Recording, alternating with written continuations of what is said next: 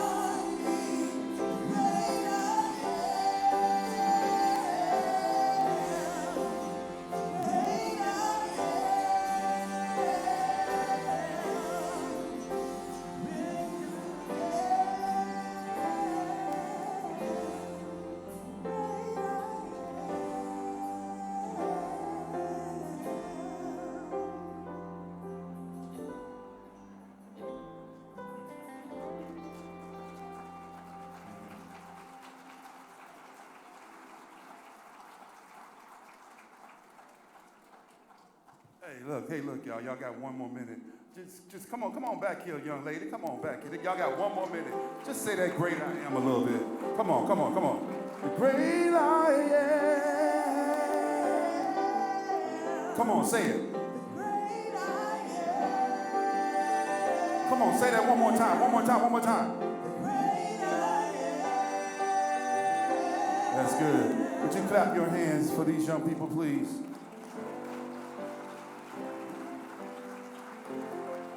It is my absolute honor to call to order. I wish you could see what I can see. The historic Risk Nehemiah Action!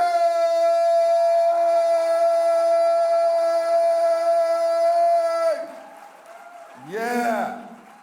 Yes, indeed. All right. Thank you so much. We are definitely honored to be here. But before we go any further, we have here tonight many members who are solely Spanish speaking. Clap your hands. Come on. All right. And we will be providing simultaneous interpretation. And here to explain in Spanish how this will work is Sheila Hennessy.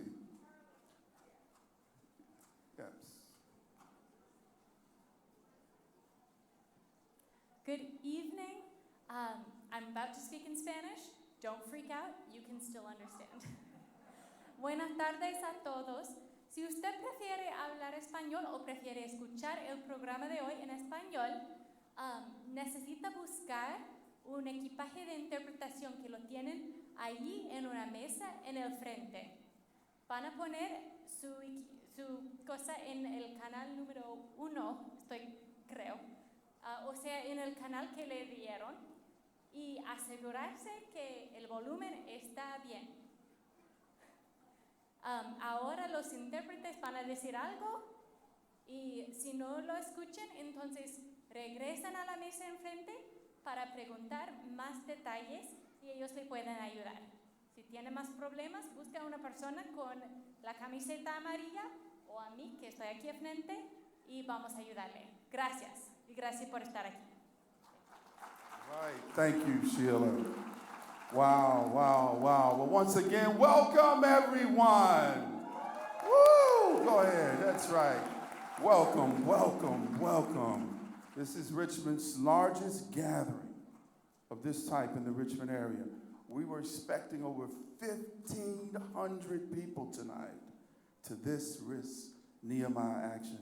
I'm Pastor Don Coleman, co-lead pastor of East End Fellowship, and I'm also the co-president of Risk.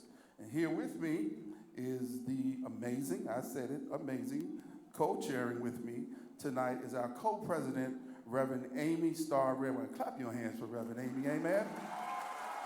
All right. And she's one of the pastor at First Presbyterian Church. Thank you, Pastor Don, and I join Pastor Don in welcoming you all here tonight. It is great to see such a wonderful crowd. Welcome. Thank you for being here, for taking time to do this critical work of justice in our city. So give yourselves a round of applause for being here.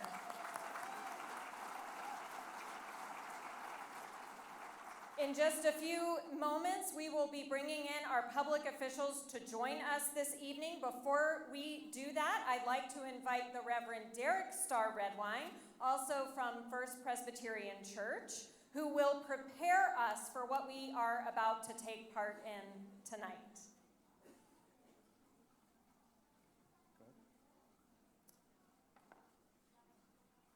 We are here tonight from nearly every corner of the city of Richmond because our city, our home, is hurting. Too many of our people are being gunned down on our city streets. Too many of our fellow citizens are struggling to find affordable housing. And thousands of us are living in inhumane conditions in mobile homes. We are here, you are here because our city is hurting. And you are here because we know that together we can make a difference. Amen. Now, in a few minutes, at about 7 o'clock, our invited officials and guests will be arriving. For the gun violence portion of this evening, which will be the last part, we have 3 guests: Sarah Scarborough from Real Life, Donald Reed, the Deputy Chief of Police from Hopewell, and Mark Farrow from the Attorney General's Office. Unfortunately, we do not have the one person with the power and authority to implement the gun violence reduction strategies we want and our city desperately needs, Mayor Stoney. No booing. Silence is more powerful. Silence implies expectations not met. Now, for the housing portion of our agenda tonight, we expect 4 Richmond City Council members to attend: Ellen Robertson, Stephanie Lynch, Andreas Addison, and Ann Francis Lambert. After they arrive, we will give all our guests an overview of the problems around affordable housing and the living conditions in many of the mobile homes around our city. To help them see how bad things are, we're going to watch a video together. Now, when our presentation around safe and affordable housing is finished, when it's done, we will then ask the council members for some commitments to address these problems. Now, let's stop there. I want to be crystal clear about something tonight. All of the council members who are coming tonight have seen the questions we will be asking them. Risk representatives met with each of them to review each and every question. In addition, prior to tonight's action, we went to their council meetings 3 times, the most recent last night, to tell them, to communicate to them what we want and what our city needs. Nobody is being blindsided tonight. Everyone knows the questions they will be asked. And the questions we are asking are around 2 things that we want and our city needs. First, we want the Affordable Housing Trust Fund to be funded. Now, the mayor is proposing a different strategy. He wants to change to a whole new model to address affordable housing, which means abandoning the Affordable Housing Trust Fund, the proven tool that we and many other city leaders got up and running a decade ago. Second, we want a mobile home replacement and repair program. And we won one. You won one last spring. But the money has not yet left the city's coffers into the people's hands that need it most. So in addition to the money being sent out, we want additional funding in next year's budget for this important program.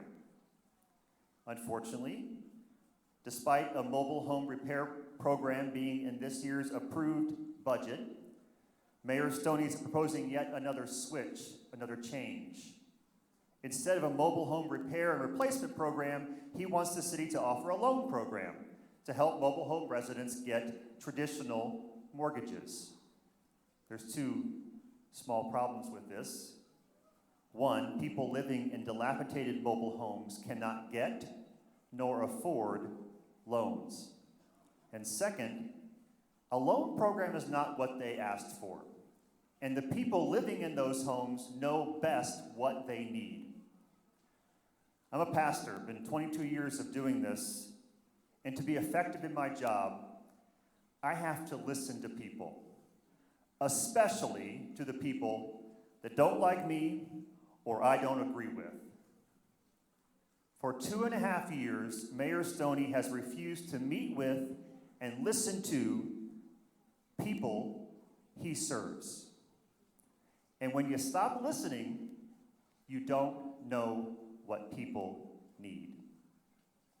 We keep trying repeatedly to meet with the mayor to discuss our wants and the people's needs, but he refuses to meet with us. Not only that, but in a recent meeting with the council member, we were disappointed to learn that Mayor Stoney told told the city council members, he told the city council members, just ignore risk. If you ignore them, they'll go away. Now, I have teenagers. I ignore them, and they do not go away. Risk. Are we going to go away? Are we going to go away? You know why we stay? Our faith, our love demands that we stay. We're not going anywhere. Now, the good news, and this is very good news, is that the council members who are coming here tonight understand the importance of listening to the people they serve. They understand the role of a public official is to be a public servant. And for that, we are very thankful. Now, when we ask the council members our questions, their role, their job tonight is to be clear with us on where they stand. That's their job. Let's talk about our role, our job. Now, for our housing questions tonight, we have a spokesperson, Reverend Mari Reddick, and two backup spokespersons, the Reverend Amy Starr Redwine and Pastor Ralph Hodge. But, and this is important, we want everyone here to internalize something. We are all speaking together with one voice. We are not spectators watching from the sidelines. This is not a football game. Everyone here is participating in the action. If these problems affect one of us, they affect all of us. And we have come together tonight, I think, out of that shared pain, that shared struggle. And we've come to claim a very different future for all the residents of the city of Richmond. So, if we don't get a clear yes from a council person, from a council member, our spokespersons are going to engage them in some conversation, some discussion. When this happens, it's our job to support our spokespersons. Applaud for our people, and loudly. If they ask you for a response, give it to them. And keep your eyes focused on what's happening up here. Make it clear in all the ways that you can that we are one body, united in our desire to have these problems addressed. There's a few ways you can participate tonight. The first is through our risk cheer that goes like this. When someone up here says, "Because justice demands," we respond, "Risk." When justice demands, because justice demands, good. So whenever a presenter says, "Because justice demands," you shout out the response, "You got it." Good job. Now, when we ask our council members a question and we get a clear and straightforward yes, we want a thunderous, a raucous applause. Now, there are floor team members with bright yellow shirts on. You can't miss them. They're out throughout the sanctuary here, who are prepared to lead you in this applause. Floor team members, raise your hands, wave them around. They can see where they are. Great. Watch these folks during the questions. They'll help lead our responses. Now, if we get anything that is not a clear, straightforward yes, this is important. If we don't get a yes, we are going to ask you to be completely and utterly silent. To look at the stage, look at the folks up here, and be quiet. Silence speaks much more loudly than any booing or other such responses would. Floor members, team members, can you show them what it looks like, what the silent sign looks like? Yeah, simple waving of the arms. Let's take a moment to practice these scenarios. Imagine that Councilmember Lambert says yes to a question. What do we do? There you go. Exactly. Great job. Another scenario. One of the questions we are asking is for council members to support a budget amendment to fund the Affordable Housing Trust Fund. Perhaps Councilmember Addison says something like he fully supports affordable housing and is excited about the new bond program the mayor is putting together. That is an answer, but it's not a clear, straightforward yes. So our floor members will respond to us, teach us to be what? Completely silent.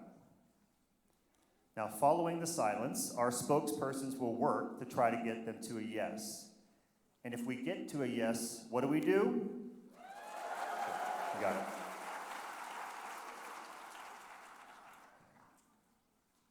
There will be tension tonight. Guarantee it. There will be uncomfortable moments. The Reverend Dr. Martin Luther King Jr. addressed this concern when he said, "We are not the creators of tension. We are merely bringing to the surface the hidden tension that is already alive." There is already tension in our city. When a mother lays awake at night worried that the ceiling of her mobile home is going to fall on her baby, that is tension. Every time a son, a daughter, a mother, a father, a friend, a child loses their life to gun violence, there is tension. Every time families have to move and leave a school to find a new, safe, affordable place to live, there is tension. We are bringing these circumstances before our officials, and we are asking them to do something about them. But that does not mean we are creating the tension. We are seeking to resolve the tension that is already there. You can't fix something if you don't name it and feel it. And this will be really uncomfortable for some of us. But here's the thing. We have committed tonight to suffer that discomfort for our fellow citizens who have no choice but to suffer that discomfort each and every day. So we ask you to bear that in mind tonight and suffer through the tension for them, but also with them. Can we do that? Can we suffer through the tension tonight? Can you stay present? Great. One last thing. This sounds like a parenting seminar, but nothing that happens tonight is personal. We are not personally attacking anybody tonight. We are simply operating out of the public relationship we have with our elected officials. And we're doing so respectfully and powerfully, asking them to take action. There is a big difference between being powerful and clear with somebody and being disrespectful towards them. We ask you to bear that difference in mind tonight. We will act powerfully tonight. We will not be, nor are we ever, disrespectful. All right, let's do this. Because justice demands. Got it.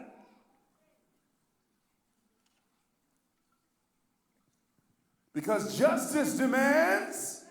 Come on, you can do better than that. Because justice demands. All right, thank you, Reverend Derek. And now we're going to have these wonderful young people from the Richmond Worship Collective give us another selection as our public officials arrive. Thank you.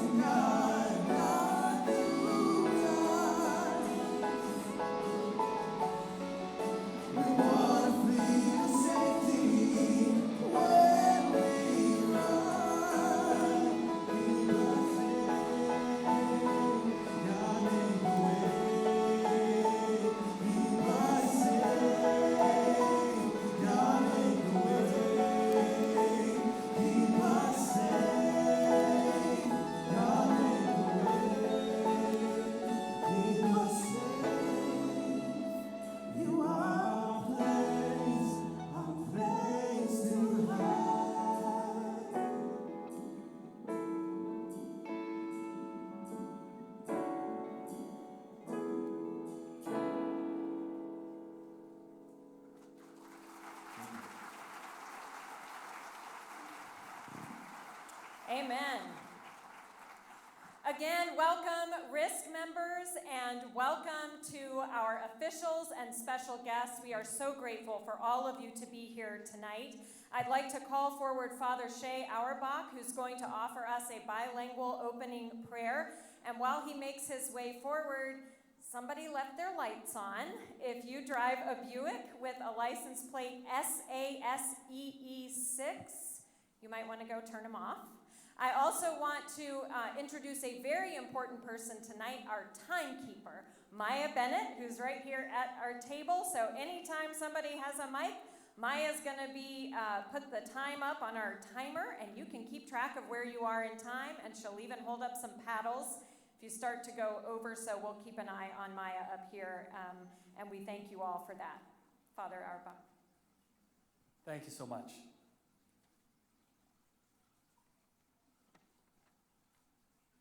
Good evening. Buenas noches. Let us pray. Oremos. We come before you this evening, O Lord, as so many of us prepare in the next weeks to celebrate the mysteries by which we are reborn and made new. How your powerful arm saved our ancestors and made them a people. Estamos, Señor, esta noche aquí en tu presencia. En estas semanas tantos vamos a vivir otra vez los misterios que nos renuevan y recordamos cómo con brazo extendido rescataste a nuestros antepasados y los hizo un pueblo. We ask you to make us your people this evening. Esta noche, Señor, haznos tu pueblo. God of justice, hear our cry for those who suffer violence and poor housing conditions. Dios de la justicia, atiende nuestra súplica. Te pedimos por los que sufren la violencia y viven en condiciones deshumanizantes. God of mercy, make our hearts strong as we walk with the afflicted. Dios de la misericordia, fortalece nuestros corazones para acompañar a los afligidos. God of wisdom, open our minds to find solutions to make our communities, the people, the kingdom you dream us to be. Dios de la sabiduría, abre nuestras mentes para buscar soluciones que nos hagan más el pueblo que tú sueñas que seamos. Send out, O Lord, your Spirit and renew the soul of our city. Envía, Señor, tu Espíritu y renueva el alma de nuestra ciudad. Amen. Thank you, Father. And now I'd like to invite forward Rabbi Michael Knopf, who is going to give us a reflection around why we are here tonight.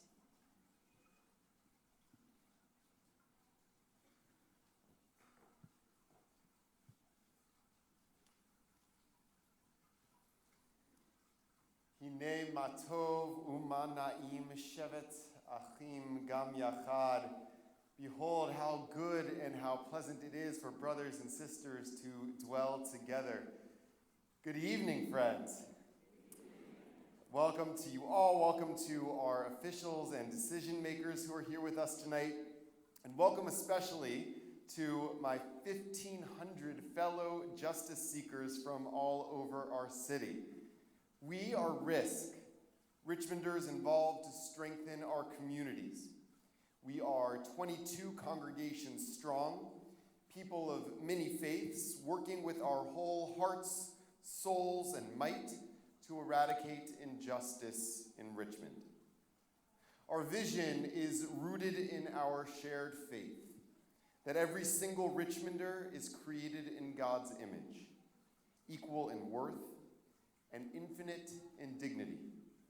Our mission is to build a city that affirms and reflects this ideal, a community of mutual responsibility in which there are no needy among us.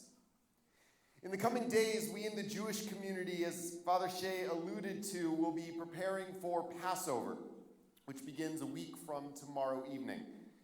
Passover commemorates the Jewish people's exodus from brutal oppression under the cruel regime of Pharaoh in ancient Egypt. We gather at the onset of the holiday with family and friends for the Seder, a festive holiday meal whose purpose is to invite us to see the story of our ancestors' liberation as our story too. To look at our society and ask, what is the Egypt of things as they are? Where is there injustice or oppression or narrowness or hard-heartedness in the status quo? And what is the promised land of things as they ought to be? What would a redeemed society look like? Ultimately, we are challenged to discern how we can break free of our current Egypt and get to our promised land of justice and freedom. And that's also what brings us together this evening. Tonight, we come together to identify the Egypt of things as they are in Richmond, Virginia in the year 2023. To envision the promised land, the loving and just community we envision building together, and to go about the business of breaking free of our current Egypt and getting to our promised land of justice and freedom.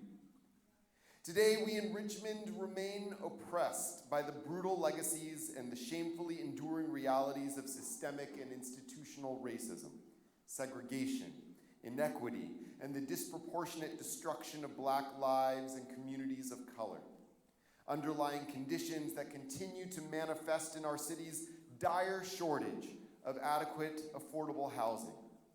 An ongoing failure to ensure that some of the most vulnerable members of our community have healthy homes in which to live. And we're tyrannized by the unchecked plague of gun violence, which continues to claim the lives of scores of innocent Richmonders, men, women, and yes, children. Our sons and daughters, fathers and mothers, aunts and uncles and cousins, our friends and neighbors, teachers and students. Our promised land is a city where housing is considered a fundamental human right, and where every Richmonder has access to affordable and healthy housing. We envision a community where every single person has access to adequate and affordable housing at the very least, and I mean literally at the very least. We envision a promised land where our leaders keep their promises of maintaining a dedicated stream of funds to incentivize the building of more affordable housing, and actually using the funds that have already been allocated to provide desperately needed repairs to mobile homes.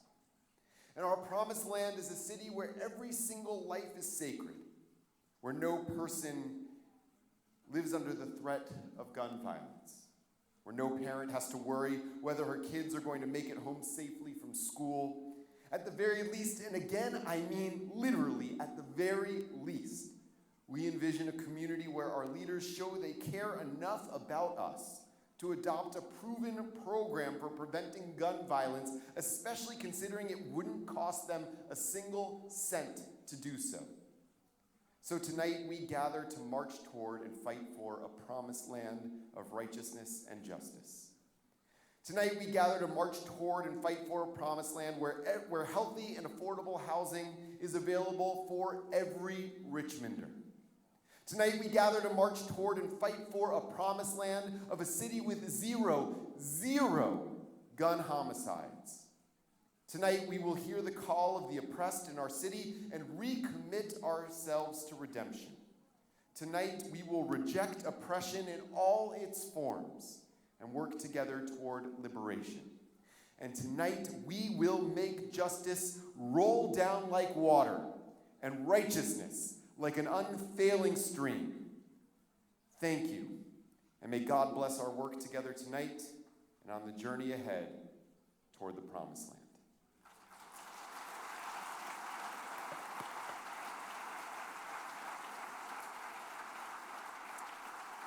Thank you, Rabbi Knopf. We will now have the affordable and healthy housing portion of tonight's agenda. And I'm going to invite forward a number of people who've been working hard on this issue, some of them for years. Autumn Fair, Beverly Ross, Paulina Chavez, and other members of Sacred Heart, Reverend Mari Rennick, Nancy Kunkel, and Pastor Ralph Hodge. At this time, we also invite our council members to come forward and take your seats. They are labeled. You can take your seats up here on the stage for this portion of our agenda. So yes, we invite you to come on forward and take your seats up here.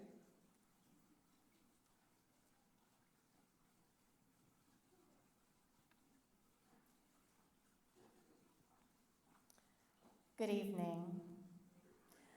No one in our city should have to spend more than 1/3 of their monthly income on housing. And yet, many do. Families are living in motel rooms. Families are couch surfing from home to home every few months, causing children to have to change schools every time they move. Parents cannot sleep at night. They're racking their brains for how they're going to get the money to pay the rent that month. And single mothers are working 2, even 3 jobs just to make rent and keep a roof over the heads of their children. These are real stories shared by RISC members over the last few years. A recent study says the average rent on a 1-bedroom apartment in Richmond is now $1,500 a month. And get this, when we started this campaign just 3 years ago, 25,000 families couldn't afford their monthly rent. Now, that number has risen to 39,000. In our RISC House meetings in the fall of 2021, we listened to our members living in mobile homes across the city. I will now pass things over to my fellow parishioner, Ms. Paulina Chavez.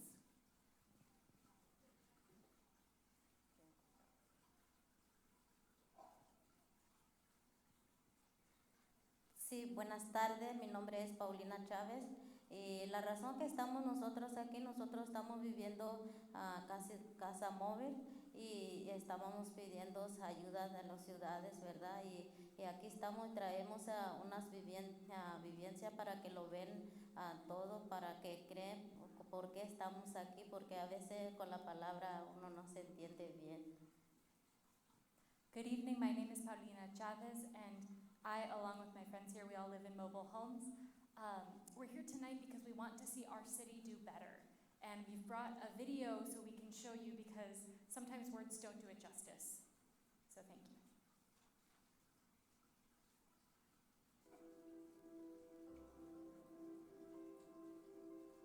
This is Alfonso, and this is the mobile home he lives in with his family.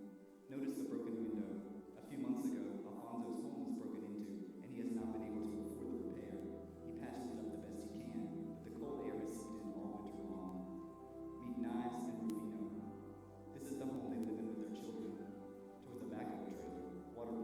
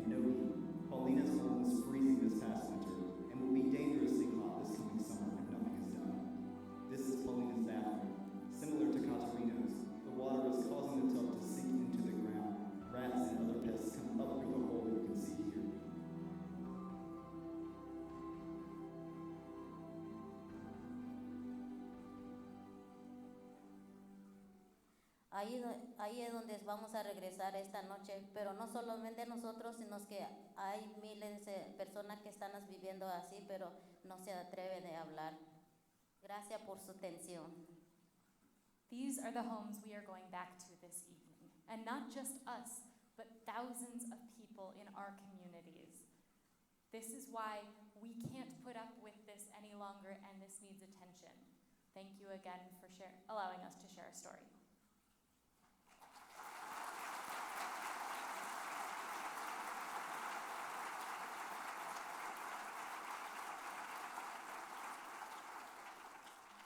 Thank you to my fellow parishioners from Sacred Heart. Last spring, we asked the city to do something about this problem. Several council members worked hard to put $300,000 in the budget for a mobile home repair and replacement program. We thought Richmond had won. The budget year started on July 1st, 2022. It's now March 28th, 2023, almost 9 months into the fiscal year. And I am honestly heartbroken to have to share with you tonight that the $300,000 is just sitting there. The mayor's administration has not released the funds. So while these folks who share footage of their homes with us tonight could be standing before you with the testimony about how their homes have been fixed, instead, they will be going home tonight to the same awful conditions. We thought Richmond had a win. Instead, we have a broken promise. Thank you, Beverly. Sadly, we are in a similar situation with the Affordable Housing Trust Fund. In January of 2021, along with these council members that you see up here, we fought for and won passage of an ordinance that would have meant funding for the Affordable Housing Trust Fund year after year from a dedicated source. If we had followed it, we would have hundreds of more units of affordable housing by now. But the mayor's administration has refused to follow this ordinance. And yes, an ordinance is a local law. RISC has demanded accountability since then. We sent the mayor a letter on February 13th, very specifically asking that he do 4 things. 1, put the money that is already supposed to be in the trust fund in the trust fund. 2, make sure that there is funding for the trust fund in the budget that he's putting together for next year. 3, release the $300,000 that Beverly spoke about for mobile home repair and replacement. And finally, make sure there's even more funding for mobile home repair and replacement in next year's budget, since there are thousands more in this situation. Sadly, in the proposed budget that the mayor presented on March 6th, there was nothing for the Affordable Housing Trust Fund. The mayor is proposing that we abandon the trust fund and instead start a bond program to support affordable housing. The mayor is also proposing that we take the $300,000 that was set aside for mobile home repair and replacement, combine it with $500,000 in next year's proposed budget, and create a revolving loan program. In other words, give these people loans they'll have to pay back. Our people living in the mobile homes were not consulted on this new solution. They can neither get nor afford loans. We thought Richmond had a win. Instead, we have two broken promises. Justice demands? Rest. Justice demands? Rest. Look, let me tell y'all something. These are just regular people. Clap your hands, somebody.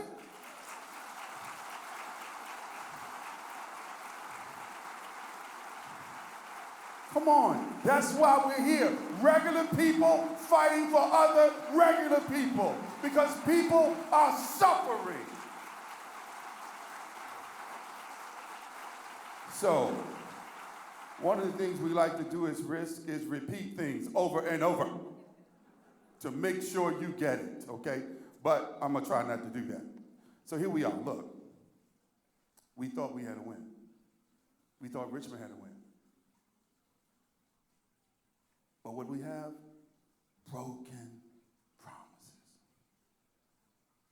But you know, tonight, are you feeling this? Do you feel some restoration is happening tonight? Do you feel in this room something is leaving this space to cause our public officials to hear the cries of the people? And we are so grateful for these 4 council people who are here tonight having this experience of hearing the cries of the people. Did you see the video? Come on, clap your hands. Did you see it? We're talking about real lives that are being impacted. And so what we're asking is real simple. Real simple, real simple. We've already talked with our council people. We've already, Reverend Derek shared it with us. Nobody's going to be blindsided tonight. The commitments we're asking for, we've already had time to discuss. And so, these commitments, again, watch this now. We're just asking people to keep their promises. You know, years and years ago, I was a little kid. And that's what my parents taught me. Keep your promises. That's what this is, friend. We're not here making stuff up. These are things that have already been committed to. And so, regarding the Affordable Housing Trust Fund, we're asking our council people to use their power to publicly tell the mayor to move $2.4 million that was promised last year that is owed to the trust fund into the trust fund. Clap your hands.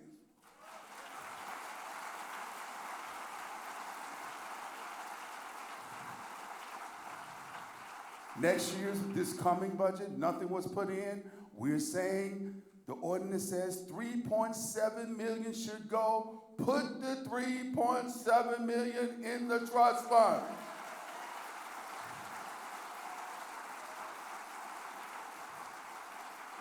Another thing, they try to accuse us that y'all don't want to work with people, blah, blah, blah. No, we work with people, okay? So here's the deal. Bond program is what the mayor wants to do. We're not mad. But that doesn't mean you have to stop doing the Affordable Housing Trust Fund. You can do both. We've done the research. Yes, bond programs work. They work. They worked in other cities. Guess what? They worked while they kept doing the Affordable Housing Trust Fund. And then, of course, as I close my time, the $300,000, that's just sad. It's been sitting there for over 9 months. It's got to move out.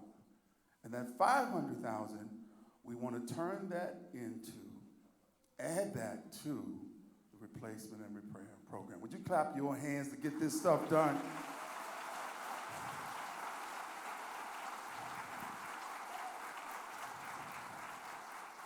And so I believe at this time, Mari Renwick is Yes. going to take over. So friends, tonight we have here council members Ellen Robertson, Stephanie Lynch, Andreas Addison, and Anne Francis Lambert. Council members, will you stand?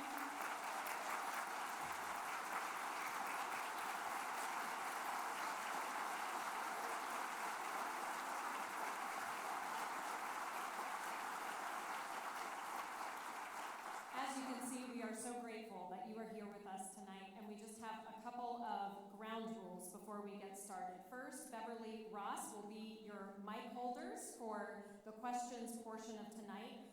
Second, we have reserved 2 minutes for each of you tonight to be able to speak to your people assembled here. If you answer with a clear yes on all the questions that we ask you, you will have that entire 2 minutes after the question portion of this part of the evening. Otherwise, that 2 minutes is going to be taken up with some discussion between us, and that will eat up your time. So first, we're going to deal with the budget amendments that we're asking for, and then we will move to the resolutions. Pastor Hott? Councilperson Robinson, I heard you there at the press conference and talking about the Affordable Housing Trust Fund, the oversight, and your desire to continue the Affordable Housing Trust Fund. And so we were encouraged on March 15th when we met with you and you agreed to make some budget amendments that we're seeking tonight. And so in those budget amendments, if people don't know, have to be submitted tomorrow by noon. And so you told us that we were going to submit a budget amendment to put the $3.7 million in the trust fund because the mayor put zero in the proposed fund. And we're asking you to submit an amendment to put $3.7 million into the trust fund and also to make the $500,000 not a revolving loan program for mobile homes, but for a repair and replacement program for mobile homes. Councilperson Robertson, have you made those budget amendments and are you prepared to submit those amendments tomorrow before 12? She'll hold the mic for you. The mic will catch you. All you have to do is speak. Oh, you're holding it. Good evening, everyone. I did meet with you on March 15th. Yes. And I did inform you at that time that I would be willing to make an amendment to the budget to that effect. Yes. I also informed you that I didn't know enough about the bonding initiative at that time, and I needed to do more research and to codify that the pledge that I was making would be the best pledge that I can make. So my answer is no, and the reason why it is no, because I have worked with the administration, and we have agreed that the entire $10 million will be put in the Affordable Housing Trust Fund. And that is the amendment will be to ensure that the $10 million is placed in the Affordable Housing Trust Fund. Give us one moment.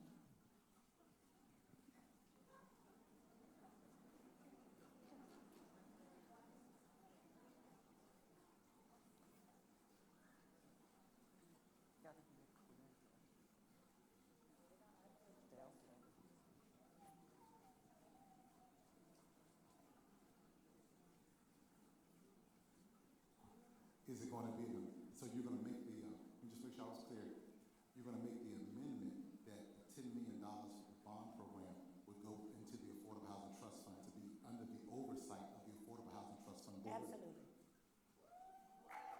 We'll take that. That's a yes.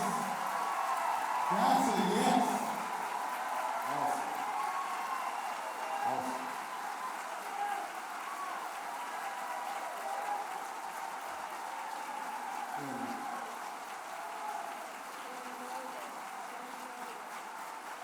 Councilperson Robinson. One more item about the mobile home repair and replacement program. There was much discussion at the council meeting yesterday, and the citizens told us they wouldn't be able to afford loans. And the citizens told us that, because we talked to people in mobile homes. And so we're asking for the $500,000 that the mayor proposes for a revolving loan program this year. That money would go, add to the $300,000 that wasn't allocated last year, to go this year for a repair and replacement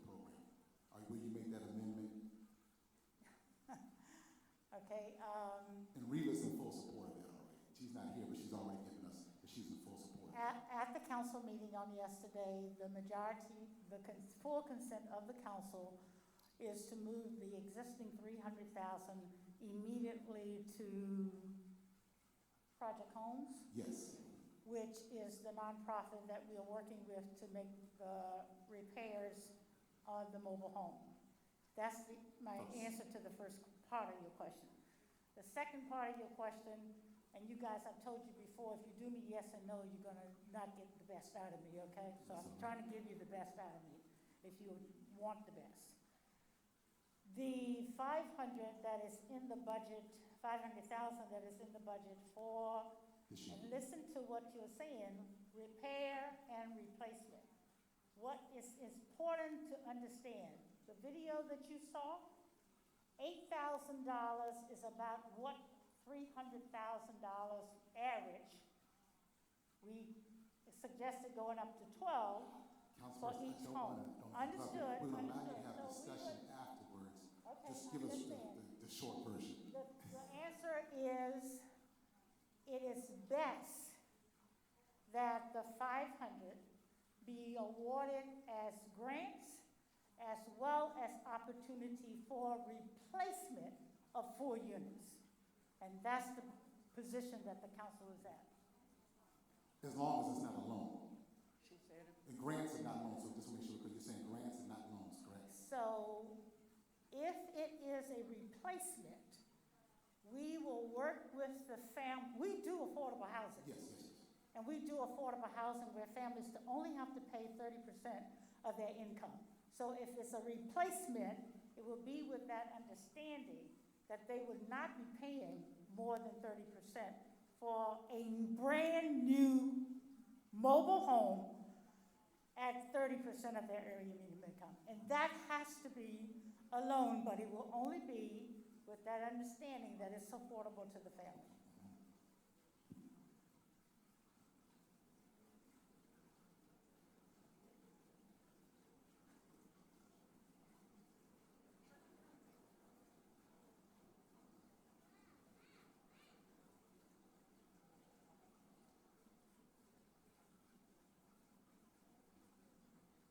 We're going to talk to one of our mobile home residents for a moment.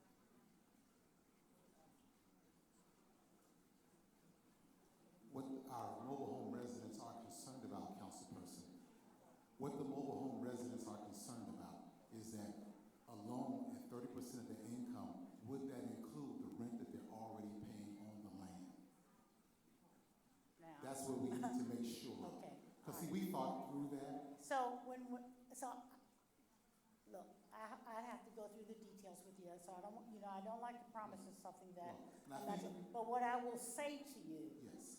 What will you commit to? when we talk about 30% of your income, Yes. we include the total cost. So my assumption is, and I believe that I'm correct, Okay. that would, if I'm buying a house and I'm paying 30% of my income for that mortgage, that includes the land and the house. So I would think the same is true. Okay. Okay. We'll take that as a yes.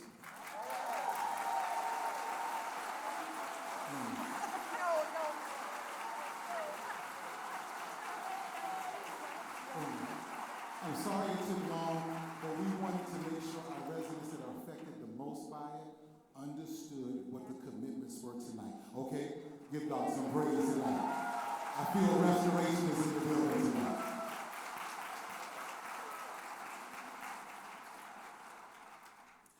So let's move on to our other council members. Thank you. And we want to make sure we have some support for these budget amendments and suggestions. So, Councilmember Lambert, will you co-patron Councilmember Robertson's budget amendment to put $10 million into the Affordable Housing Trust Fund? Yes, I will.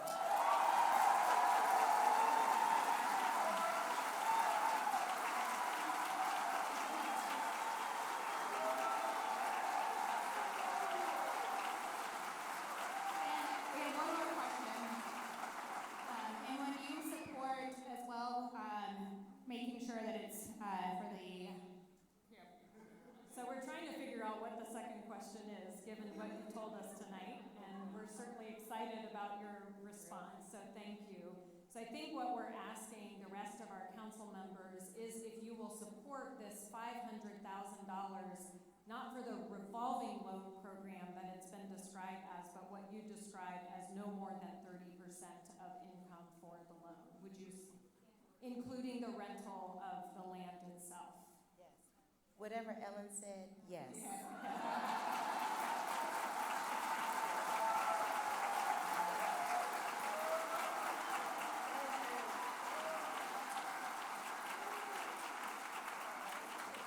Councilmember Addison, we ask you the same questions. Yes. Yes, vote?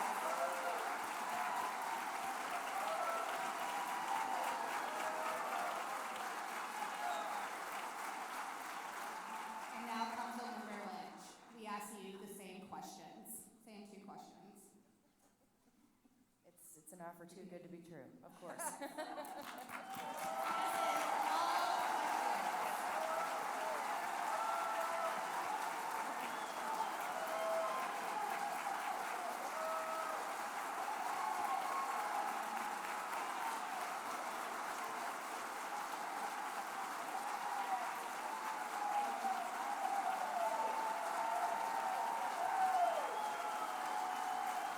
So we do have a couple more questions that we sent you all.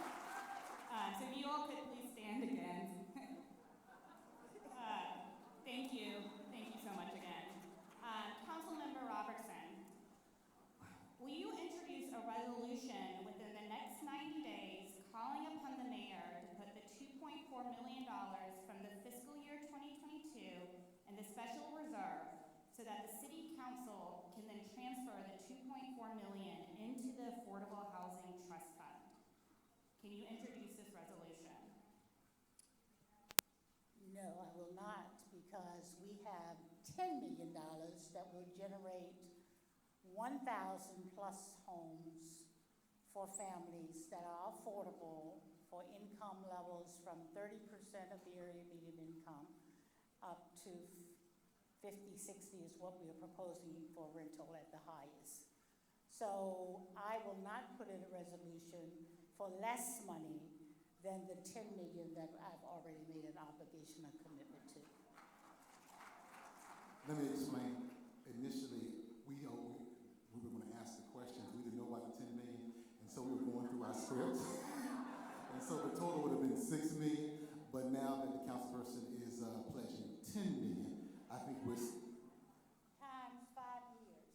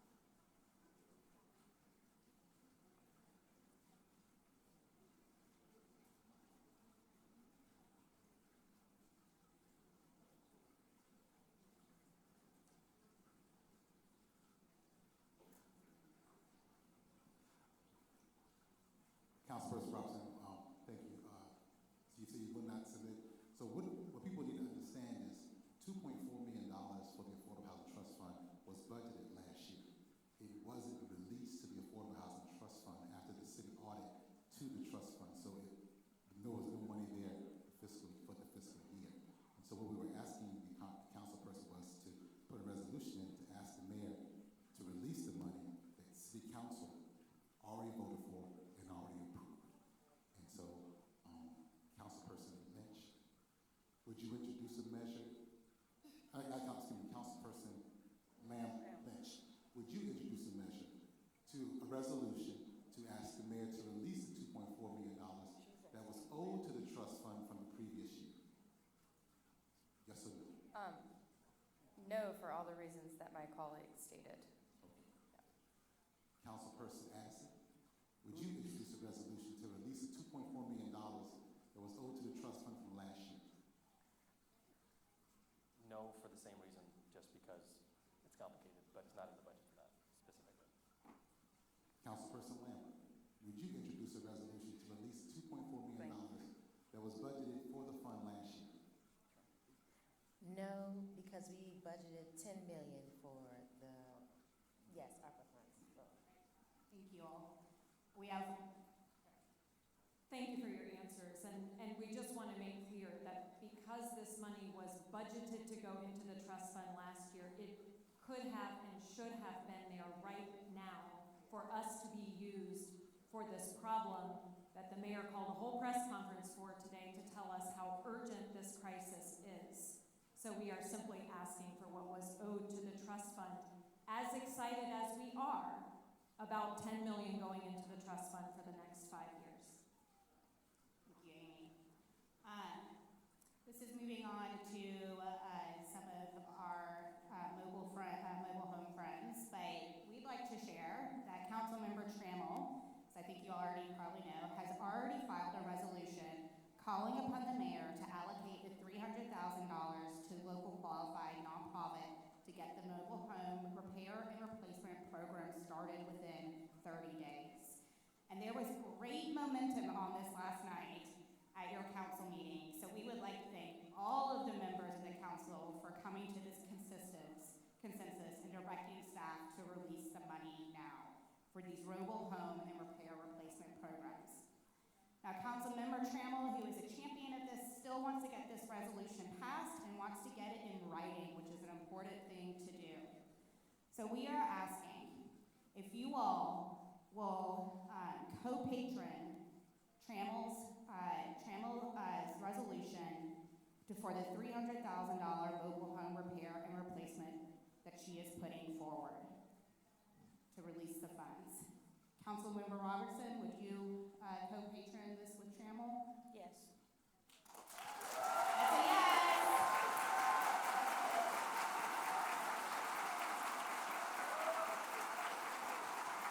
Councilmember Lambert, would you co-patron this resolution? Yes. That's a yes.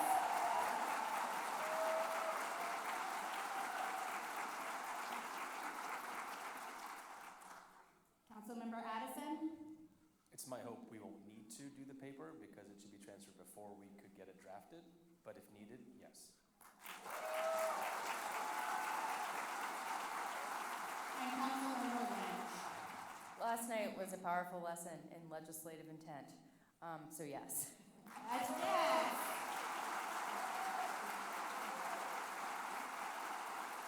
So we are tight on time, and we've had some really good discussion. I know we said 2 minutes, but we're going to have 1 minute for each of you all to talk.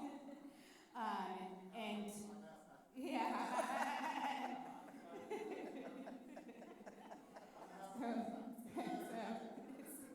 So if there's anything that you all like to add or share. Yes, I would like for RIS to get information on all of the dollars and cents that Richmond has spent in the last 2 years on affordable housing. That number exceeds $35 million in the last 2 years. And for the money that was, much of that money was reviewed by the Affordable Housing Trust Fund Supervisory Board. We appreciate your support. We appreciate your commitment and dedication to affordable housing. And we are willing to and we will admit and take ownership that the city of Richmond, which is a small part of our metropolitan region, is the only government entity that is doing the job of providing affordable housing in the region. And we would like to be appreciated and thanks for the great work that we are currently doing. Thank you.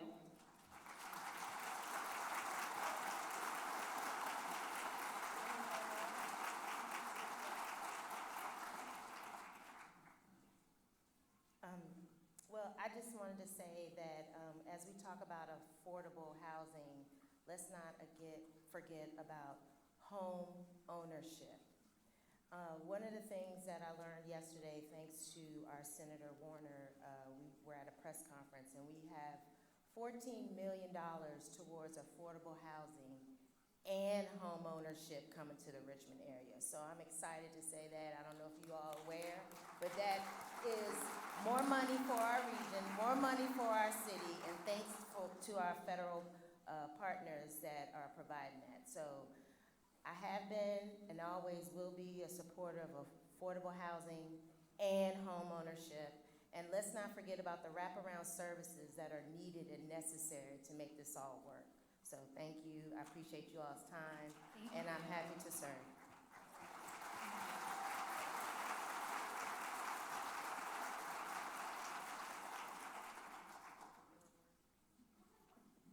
Timer's going. So I came from a conference at the National League of Cities, and we were talking about this project, this issue of affordable housing across the country. And as we know, we're not alone. But the challenge we have is not just affordability, but it's also the jobs that building the affordability creates. It's also where we put the affordability so that we don't have a requirement to own cars and have insurance and the issues that go with other costs of living in the city. It's intentionally focusing on transit corridors, putting them near schools. I know that in my school district, there are kids that get dropped off and walk to school in the front entrance, and there are kids that get off the bus in the back. I want those same children to be able to walk into the same entrance, the same dignity of the same aspect of not walking in the cafeteria, but walking in the grand opening that we have together. And for me, that's the future of our city. That's our master plan in action, and that's going to truly help, I think, evolve and grow our city together. So this is one tool to help get there, and there's more work to be done. Thank you. Thank you.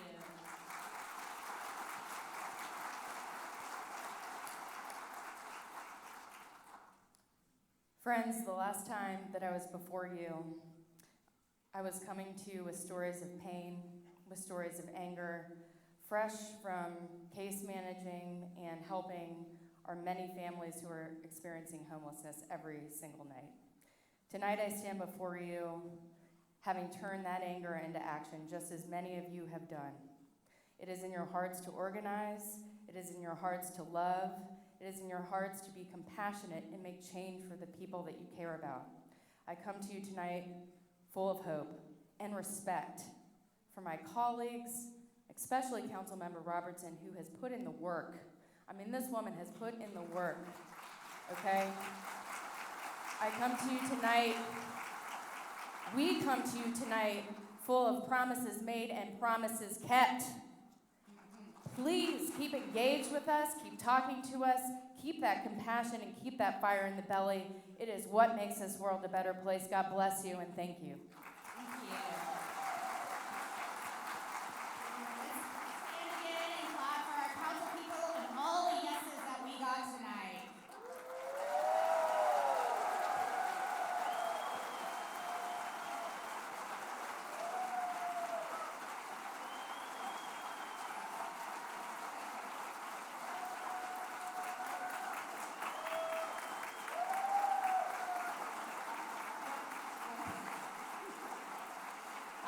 We want to acknowledge also, we know how much Councilmember Robertson has been championing the Affordable House Trust Fund, and we really do appreciate it and all of the work that you all do. Councilmember Robertson, we would like to keep on talking with you. And so we will be reaching out to your aide this week to be scheduling a meeting within the next 30 days so we can make sure that we are working together to get these things done for our city. So thank you all so much for being here. You want to go down? You can now take your, come on, give it up for the people. Yeah, come on. Thank you all so much. Yeah. All right. Again, thank you all so much. So at this time, we'll be moving on to our gun violence portion of our agenda. Again, you saw the negotiation there, so we had to go for some time. So we are going to just ask everybody to try to stick to their time limits here. And let's invite forward Pastor Marvin Gilliam and Angela Patterson. And Pastor Hodge, are you still here? Very good. Clap your hands as they come, all right? And then we're going to ask our guests to come forward also. Sarah Scarborough from Real Life. Sarah, come forward. Yeah, most likely you can just go ahead and have a seat in one of those chairs. And Deputy Chief Donald, and you with her with Real Life? Okay, go ahead. Okay, all right, Deputy Chief, come on forward, sir. All right. And Mark Farrow from the Attorney General's office, come on forward.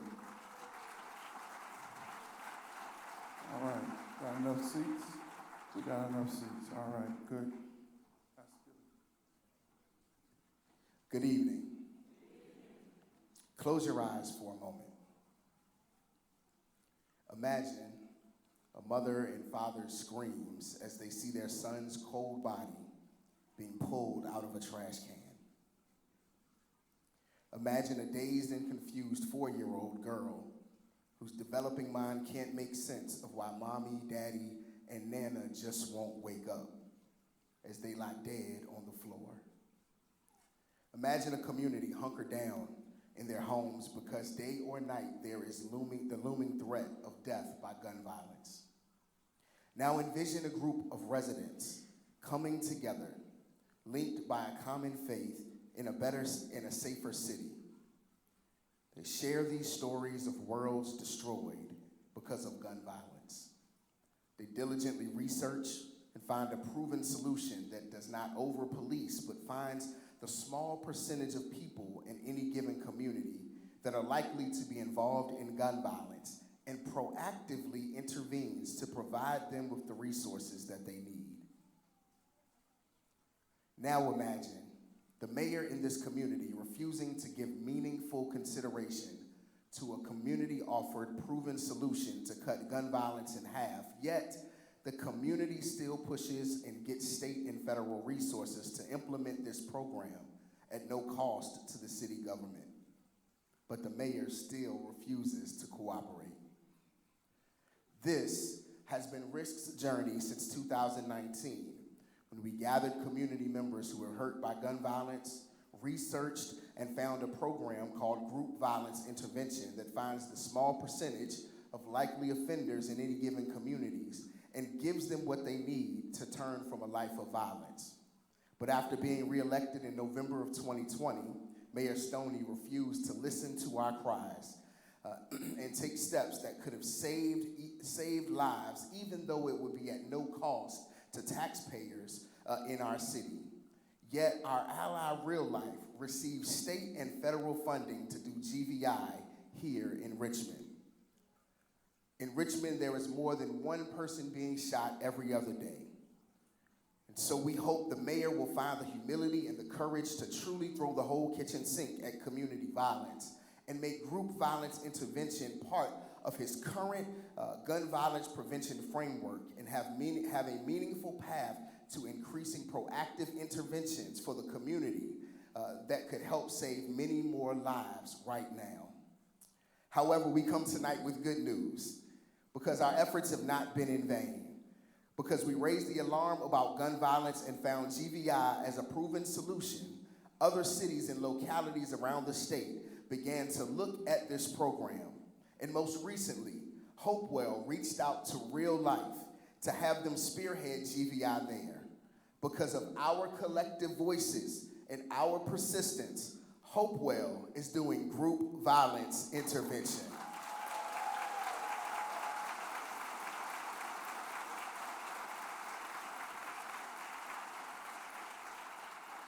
This is something for us to celebrate for sure. And now we want to take a moment to hear more about this victory. We'll have Dr. Sarah Scarborough come then Deputy Chief Reed from Hopewell to come, followed by Deputy Attorney General Mark Farrell.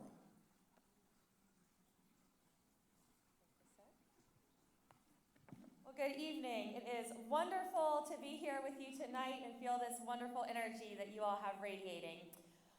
Real life, we traditionally have provided recovery housing in the city of Richmond.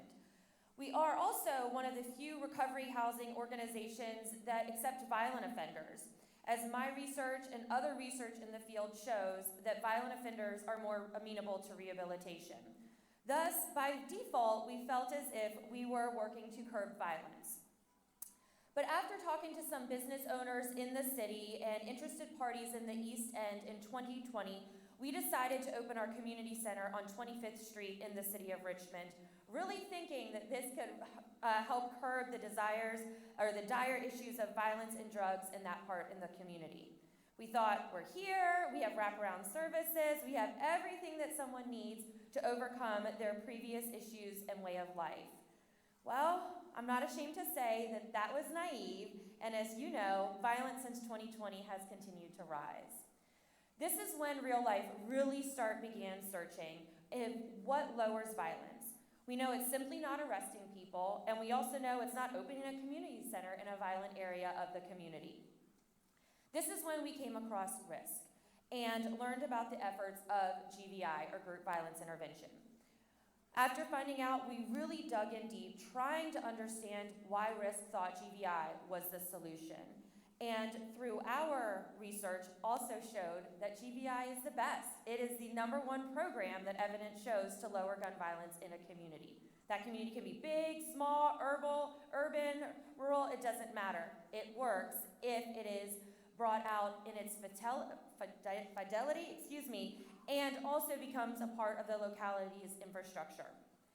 After understanding this, we applied for a few grants and were able to secure a few large ones in order to be able to execute GVI, after the frustrations continued to grow after seeing continued violence. We initially hoped to deliver GVI in the city, but to make a long story short, the city and the mayor's office is focusing on violence efforts in other ways. Due to this decision, we began discussion with Hopewell, and as they say, the rest is history. We're moving full steam ahead in Hopewell and are working very close with all of the government officials, including the deputy chief who is here, as well as the Attorney General's office and many others. In tandem with the National Network for Safe Communities, we have contracted with, they are the implementers of GVI. We're establishing infrastructure, developing boards, having problem analysis, have an awesome team, and we are ready. We look forward to kicking it off formally in Hopewell in June once all of that infrastructure development is done, and we thank RISC for y'all's research and diligence. I want to tell you it is heard, it is appreciated, and it's being implemented.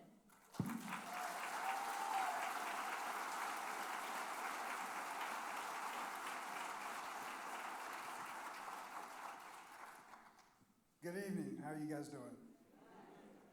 First of all, I just want to thank RISC, and I think you've done a lot of clapping tonight, but we're going to do it again. So this is amazing. The support and dedication you guys get for the future of Richmond is truly impressive. So all of you.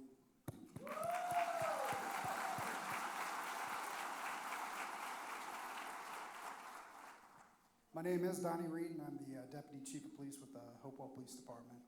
I do have 2 members of our team here tonight I do want to introduce. It's Captain Trevor Terry.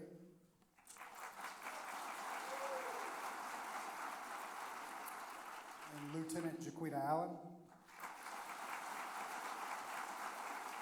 And both are very important. They have very important roles as we proceed forward with group violence intervention through Operation Ceasefire.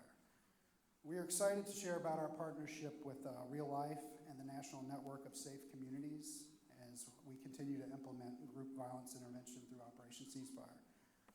The city of Hopewell is no different than many cities across the country, to include Richmond. We are all seeing increases in violent crime, specifically gun violence.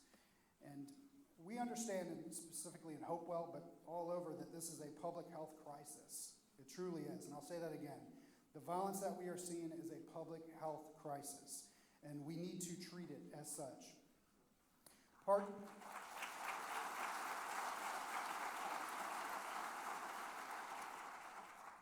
Partnerships are key in the success of combating this crisis, and we intend to continue to further our relationships to strengthen those partnerships.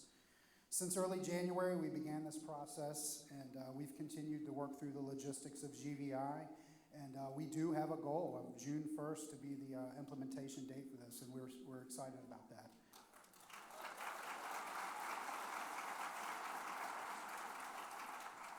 We are aware of the successes that come from GVI, and as an agency, we're eager to share that with our community. We are also hopeful that other communities will see the successes that we have, and hopefully invite this program into their communities as well. Having community members with credibility and experiences in the criminal justice system, delivering a message against violence to a small population that disrupts our city is important. It's important everywhere. It is also something that we are familiar with. Even before GVI, we've partnered with those community members that have had those experiences, people that we have arrested. And we've used that relationship to deliver messages to our community. And GVI's evidence-based strategies only furthers our efforts, and we're excited for that. If there's anything that I've learned and that we've learned through our careers, is that we cannot do this as a law enforcement agency alone. The same goes for social services, code enforcement, and our mental health service providers. It's a collaborative effort, and it has to be a partnership. We appreciate the opportunity to briefly share and highlight what we're doing in the city of Hopewell, but thank you guys.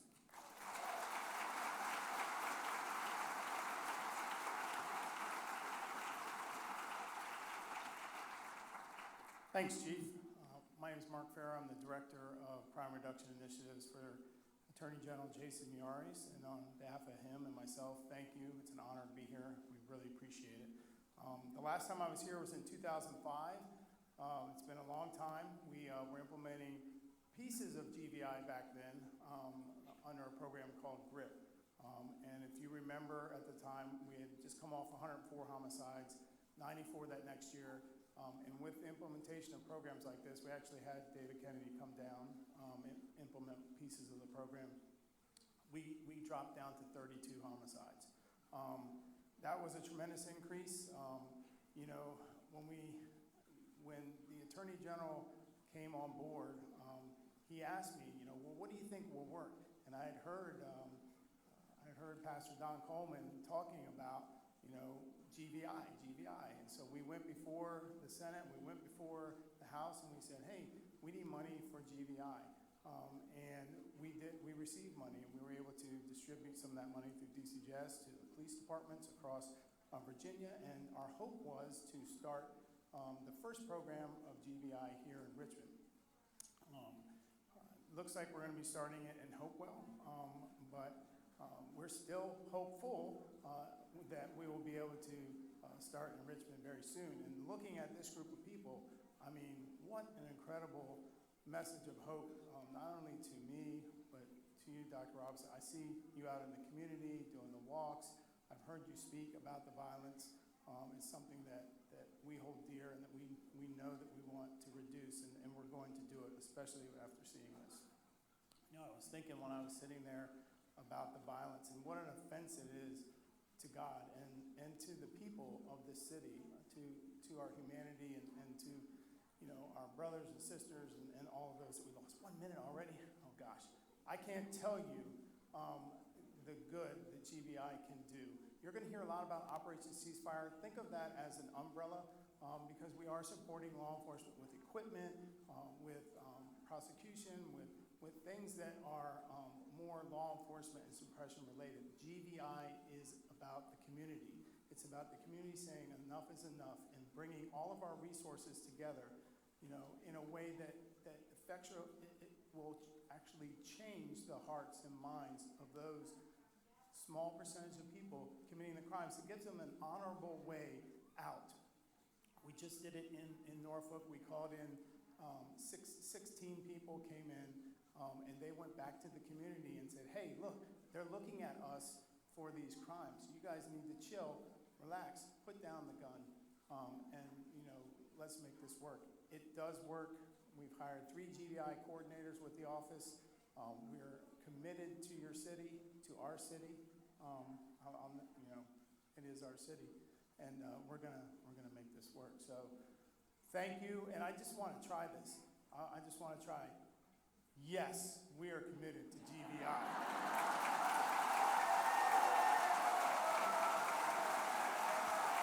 I learned that from you.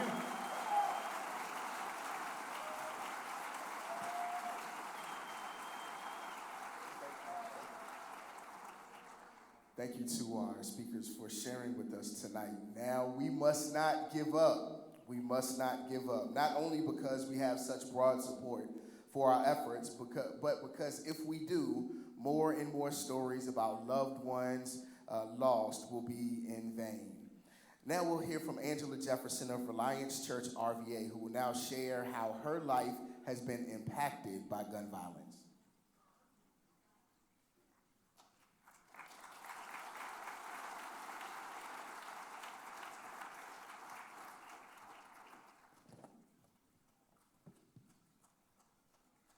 Good evening. Again, my name is Angela Jefferson, and I am with Reliance Church RVA, a new church in South Richmond, worshiping out of River City Middle School, and pastored by the Reverend Dr. William Eric Jackson, Sr. My family has been negatively impacted by the gun violence here in the city, and we as a community must do everything that we can do to encourage the mayor and the city officials to do something to stop it. In December 2020, my nephew Corey was tragically shot and killed on Broad Street. Now, some people may think that given his lifestyle, he brought his death on himself. As a teenager, my nephew became rebellious and stopped going to school and hung out with gangs. Even though as a family we tried to get him back on the straight and narrow, the streets and the drug game appealed to him. He became known as a drug dealer, getting in trouble and arrested several times. However, in his late 20s, after the birth of his second daughter, I sensed a change in him. He had decided to turn his life around and focus on his family and get away from the streets. But before he had a chance to really live the life he was striving for, he was targeted in a drive-by shooting. On the night of December 5th, as he was leaving the club, Corey and his friends were shot by several rivals from his past. As his friends were trying to get him down Broad Street to a hospital, he died from several gunshot wounds. It's a shame that just as he was trying to turn his life around and do the right thing, he was killed this way. I believe Corey would have been a perfect candidate for GBI. I believe that he had the potential to take advantage of the opportunities to change his life for the better. Just imagine if the GBI program had been put in place here in Richmond. I know and I feel that Corey would still be with us here today, and his murderer would not be in prison. Thank you.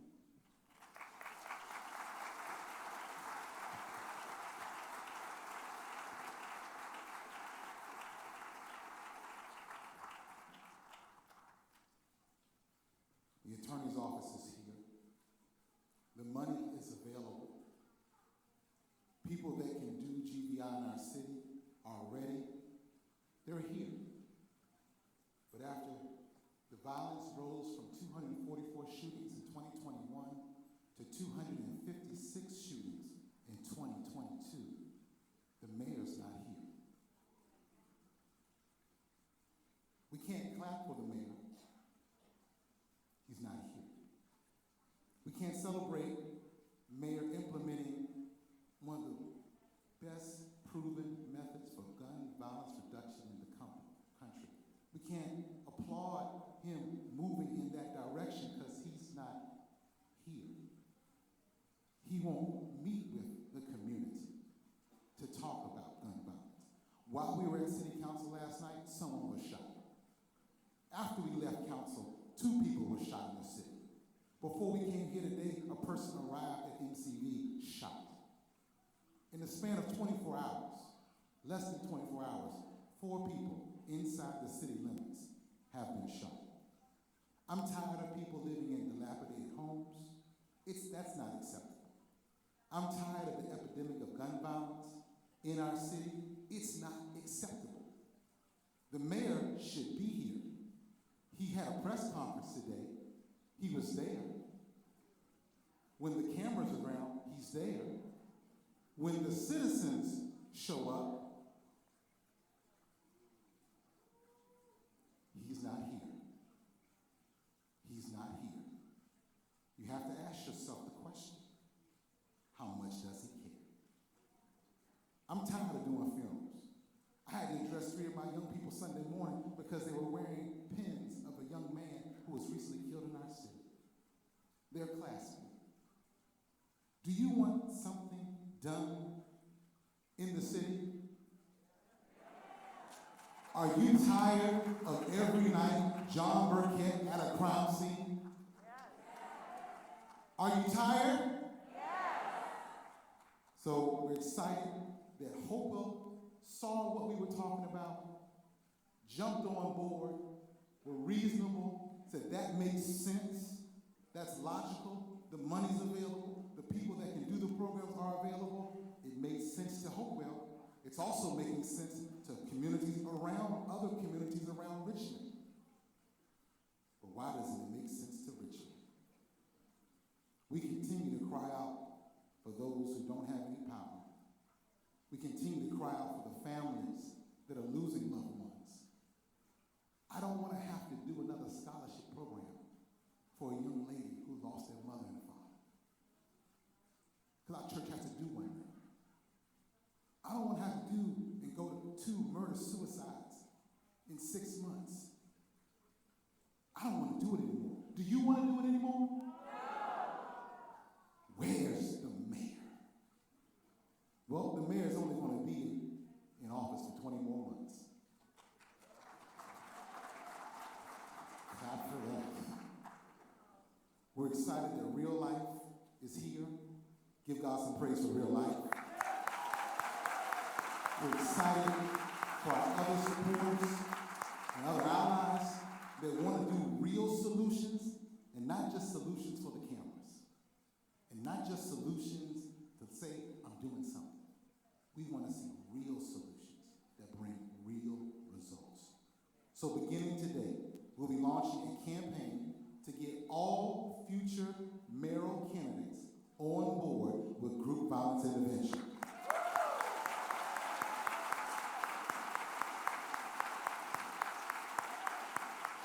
And if they're not on board, they're not getting elected.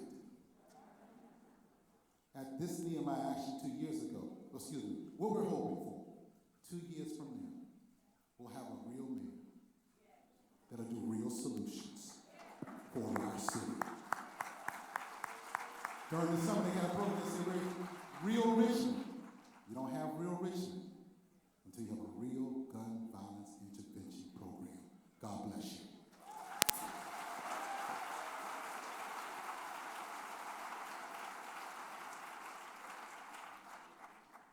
Friends, what an evening we have had. The Spirit is truly here and truly is at work tonight and has been at work in all that we have done leading up to this.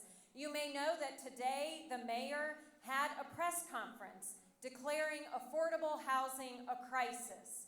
That happened today. Do you think that was a coincidence? It was because all of you were coming out tonight. Thank you. Earlier tonight, we heard something shocking, that the mayor's people have actually told our city council members to just ignore risk and they will go away. Will we go away, risk? Will we go away? No. These council members who came tonight, we are so grateful that they chose to listen and engage their people. They know that when you're a public servant, you've got to show up and listen to the people you serve. Even when it's your birthday. It's Councilmember Robertson's birthday today.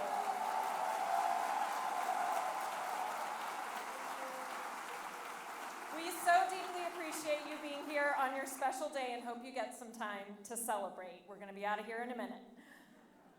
Tonight, we bore some tension, maybe a little confusion, as we were surprised and excited by some of the things that we heard. We also had some wins and heard some very clear yeses to the things that we have been fighting for years.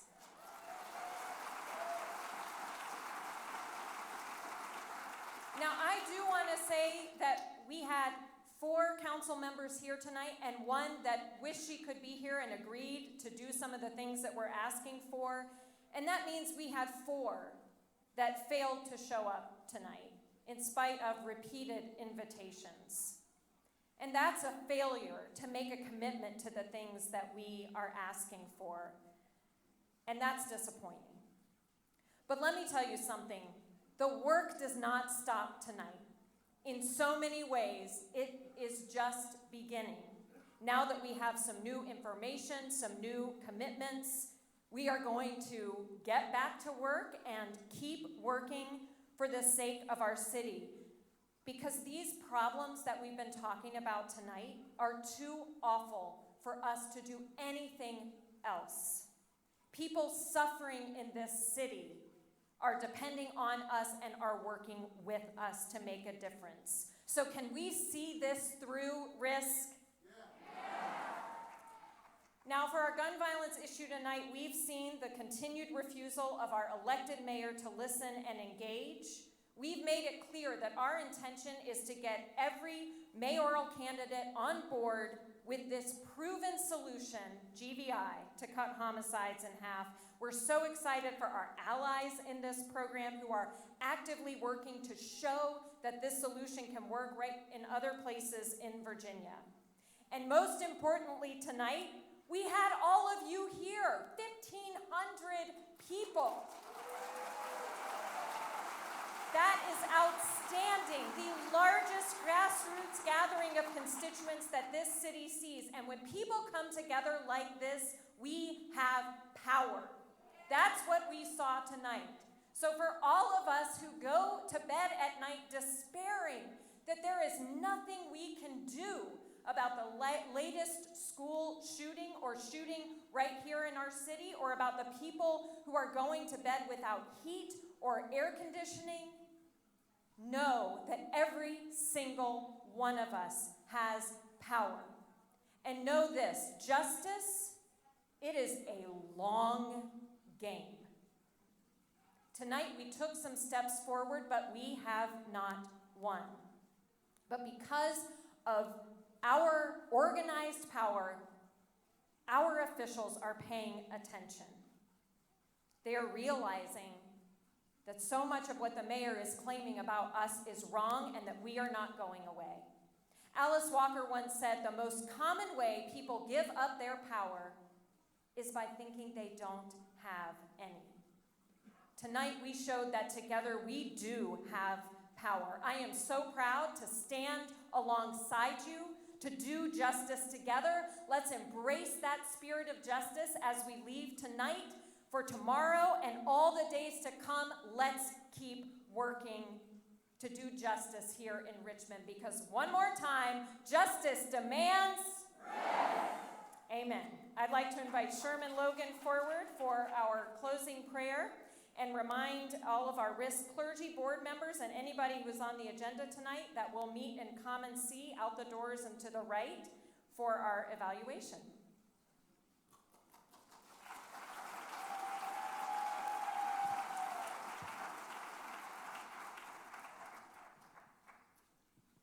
May we pray. Honoring the diversity of our spiritual heritage and the unity of our human condition, I invite you to silently call upon what is highest and deepest by the name you hold sacred and dear. Spirit of life and love, God of our own understanding.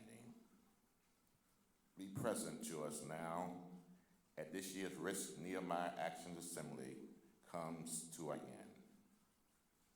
And as we prepare to leave this place, we give voice to these hopes.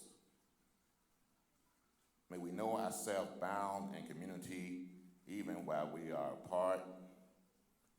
May a passion for justice burn in our lives. May we carry the light of compassion in our hearts in our every interaction. May we be whole in our devotion to truth and always carry the lamp of peace before us. Our time in this place may have ended, but our connection to each other and this community remains. Together, may we walk the path of justice, speak words of love, live selflessly deeds, trod gently upon the earth, and fill the world with compassion. Until we meet again, may this be so. Amen. Ashe.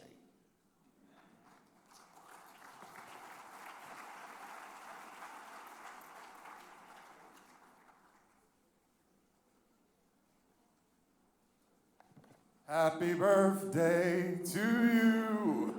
Happy birthday to you. Happy birthday, Councilwoman Robertson. Happy birthday to you. Now the song version. Happy birthday to you. Happy birthday to you. Happy birthday. God bless y'all. Thank y'all so much. Come on, clap your hands. Justice demands. Justice demands. Yeah.